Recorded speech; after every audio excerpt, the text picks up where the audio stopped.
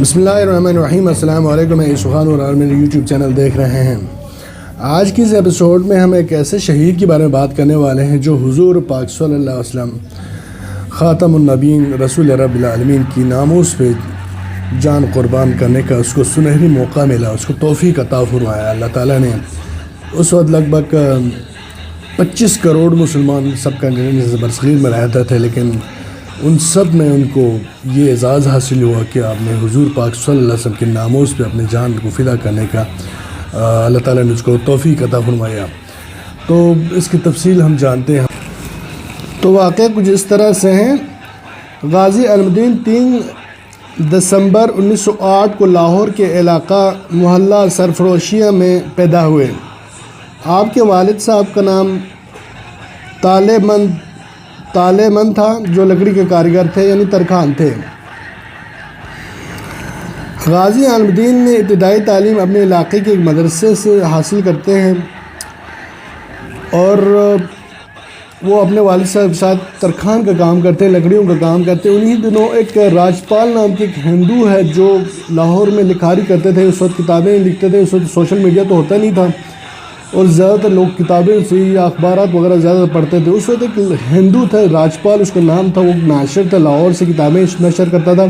اس نے حضور پاک صلی اللہ علیہ وسلم کی شان اقدس میں ایک ایسی نازبہ قسم کی کتاب لکھا جس کا ٹائٹل دیکھ کر ہی ایک سچا مسلمان کا اور بہت ہی اس کا خون کھولتا تھا، بہت ہی نامناسب اور اس کی شان اقدس میں بہت ہی بڑی قسم کا ایک حرز سرائی آپ کہہ سکتے ہیں اور گستاخانہ قسم کی کتاب لکھا جس سے برصغیر کے جو 25 کروڑ اس وقت مسلمان ہوتے تھے ان کے دلوں کو ٹھیس پہنچے، ان کے ایمان کو ٹھیس پہنچے۔ تفصیلات کچھ اس طرح تاریخ میں لکھا ہے۔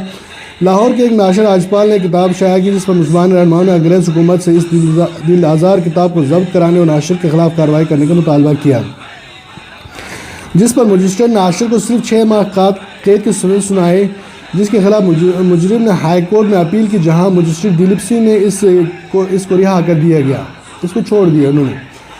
انگریز حکومت کے عدم توجہ پر مایوس ہو کر مسلمانوں نے متعدد جلسے جلوس منعقد کیا، مگر انگریز حکومت نے روایتی مسلم دشمنی کو مظاہرہ کرتے ہوئے دفعہ 144 نافذ کر کے الٹا مسلمان رہنماؤں کو ہی گرفتاریاں کرنا شروع کر دیا۔ ناظرین میں آپ کو بتاؤں کہ مسلمانوں سے بہت سخت ان کو خطرہ تھا، جو انگریز حکومت تھی پہلے یہاں پہ، اس لیے انہوں نے الٹا ہمارے ساتھ یہ گرفتاری شروع کر دی۔ مسلمانوں میں یہ احساس جاگرین ہونے لگا کہ حکومت وقت ملعون ناشر کو بچانے کی پالیسی پر عمل پیرا ہے، اس کو بچانا چاہتے تھے۔ وہ ہندوؤں کو خوش رکھتے تھے، مسلمانوں کے ساتھ کچھ زیادہ زیادتی کرتے تھے، یہ تو آپ سب کو پتہ ہوگا۔ اور اس ملعون کو کیفر کردار تک پہنچانے کے لیے ان کو خود ہی کچھ کرنا ہوگا۔ لاہور کے ایک غازی خدابخش گجر نے 24 ستمبر 1928 کو اس گستاخ کو اس کی دکان پر نشانہ بنایا، تاہم یہ بھاگ کر اپنی جان بچانے میں کامیاب ہو گئے۔ ایک دفعہ ایک بندے نے پہلے کوشش کی تھی، لیکن اس کو بہت سخت سزا دی تھی، جس نے اس کو حملہ کیا تو اس کو بہت مصیبت میں ان کو عدالت میں اور اس کے خلاف بہت سخت سزا ہوئی تھی۔ راجپال ان حملوں کے بعد نہایت خوفزدہ رہنے لگا۔ حکومت نے اس کی پشت پناہی کرتے ہوئے 2 ہندو سپاہی اور ایک سکھ حوالدار کو اس کی حفاظت پر متعین کر دیا۔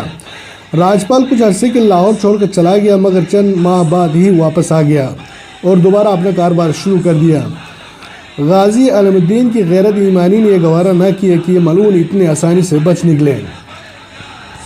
آپ نے اس کو انجام تک پہنچانے کا فیصلہ کر لیا، لہٰذا 29 اپریل 1929 کو غازی نے راجپال کی دکان کا رخ کیا۔ اس وقت یہ ملعون اپنی دکان پر ہی موجود تھا۔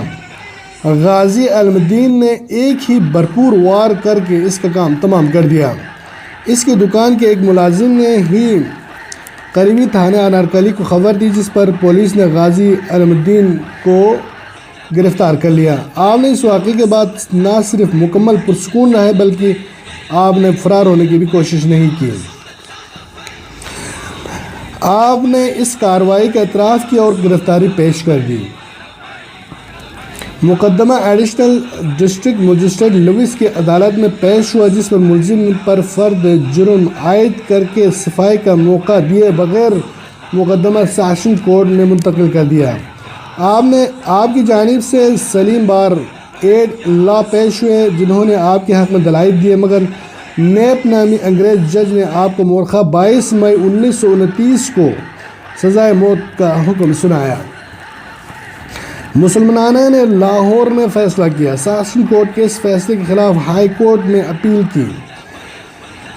15 جولائی 1929 کو ہائی کورٹ کے 2 جج نے فیصلہ سناتے ہوئے سیشن کورٹ کی سزا کو بحال رکھا اور غازی علم الدین کی اپیل خارج کر دی۔ 31 اکتوبر 1929 بروز جمعرات کو میاوالی کی جیل میں آپ کی سزا پر عمل درآمد کیا گیا۔ آپ کی شہادت کے بعد انگریز حکومت نے آپ کی جسد خاکی کو قبضے میں رکھا اور کسی نامعلوم مقام پر سپرد خاک کر دیا، جس پر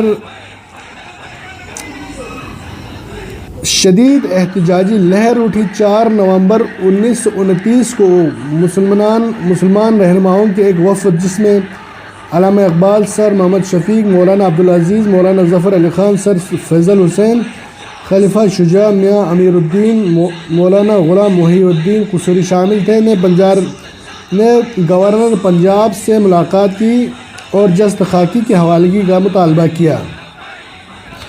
گورنر نے شرط عائد کر دی کہ اگر مذکورہ رہنما پرامن تدفین کی ذمہ داری اور کسی گڑبڑ کے نہ ہونے کی یقین دہانی کرائیں گے تو جسد خاکی مسلمانوں کے حوالے کیا جا سکتا ہے۔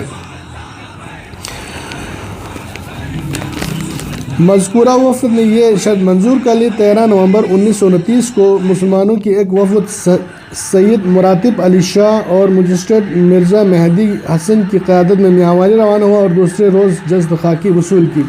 یہاں میں آپ کو ایک بات بتاؤں کہ جسد خاکی جب انہوں نے وصول کی تو کہتے ہیں لکھنے والے ان کی جسد خاکی بہت ہی تر و تازہ تھے۔ تقریباً 2-2.5 مہینے کا ٹائم ہو گیا ہوگا۔ یہ اپریل میں یہ کہانی ہوتا ہے، جا کے اکتوبر میں یہ ان کو جسد خاکی واپس ملتا ہے 13 نومبر کو۔ تو اس وقت تک ہماری جو باڈی بہت جلدی ڈیپ کمپوزڈ ہوتی ہے، کیونکہ ہمارے باڈی کے اندر نمک کی جو مقدار زیادہ ہوتی ہے، جانوروں میں نمک بہت کم ہوتی ہے، اس لیے ان کی ڈیکمپوز بہت دیر سے ہوتی ہے، لیکن انسانی جو ہمارے خلیے ہمارے سیلز جو الگ قسم کے ہوتے ہیں، اس لیے ڈاکٹر کا یہ کہنا ہے کہ ہمیں بہت جلدی ڈیکمپوز، لیکن شہید کا جو یہ کبھی ڈیکمپوز نہیں ہوتا، یہ بالکل تر و تازہ رہتے ہیں۔ غازی علم الدین کا جنازہ لاہور کی تاریخ کا سب سے بڑا جنازہ کہلاتا ہے۔ واقعی یہ میں نے کہیں اور بھی پڑھا تھا، غازی علم الدین کا جو جنازہ ہے وہ کہتے ہیں 5 میل دور تک جو بڑی سڑک تھی وہاں تک لوگوں کا غفیر جمع ہوا تھا، اور کم از کم جو ہے 8 سے 10 لاکھ لوگوں کی جو مطلب تقریباً کسی نے گنا تو نہیں، بہرحال ایک اندازے کے مطابق محتاط اندازے کے مطابق 8 سے 10 لاکھ لوگوں نے اس جنازے میں شرکت کرتے ہیں۔ اور غازی علم الدین شہید کی جو جسد خاکی ہے وہ لاہور میں بہاولپور روڈ کے قریب میانی صاحب قبرستان میں آخری آرام گاہ ہے، جہاں ہر سال 31 اکتوبر کو آپ کا عرس منایا جاتا ہے۔ تو آپ کو اس بہاولپور روڈ کے قریب ان کا آخری آرام گاہ، کوئی فاتح خانی کا لکھ جانا چاہیں تو ان کی بہت ہی ثواب ہے۔ ایک شہید ہے، یہ حضور پاک صلی اللہ علیہ وسلم کے ناموز پہ یہ شہید ہوا ہے۔ تو میں اسی پہ دعا کرتا ہوں اللہ تعالیٰ ہم سب کو شہید کا موت عطا فرمائے، اور اس شہید کا واسطہ یا اللہ ہمارے تمام قسم کی مشکلات کو آسان فرمائے، اور ہم سب کو محمد و آل محمد کے واسطے محمد و آل محمد کا آخرت میں ہمیں ان کی شفاعت نصیب فرما، آمین ثم آمین۔ اگر چینل پہ نئے ہیں تو چینل کو سبسکرائب لازمی کریں، اور اس ویڈیو کو لائک اور شیئر کریں۔ بہت شکریہ، السلام علیکم۔